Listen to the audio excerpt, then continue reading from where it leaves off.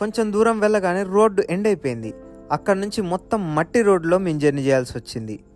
Only మట్టి road ఉన్నా బాగుండేది. మొత్తం నీళ్లు, గుంటలు, మట్టి, కంకర, ఇసుక, మొత్తం ఎక్కడ లేని రోడ్లన్నీ మాకు ఇక్కడే కనపడ్డాయి.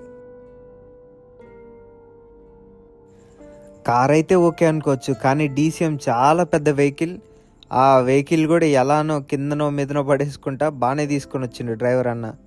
వెనకనేమో మా బామ్మర్ది వాళ్ళ ఫ్రెండ్స్ కూడా అందులోనే ఉన్నారు.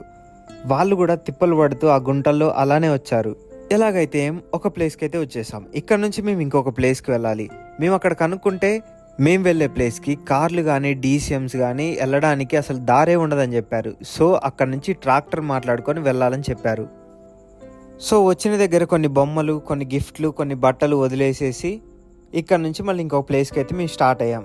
ఇంకొంతమంది మాతో జాయిన్ అవ్వడంతో ఇక్కడ నుంచి ఈకో వ్యాన్లో జర్నీ స్టార్ట్ చేసాం మేము.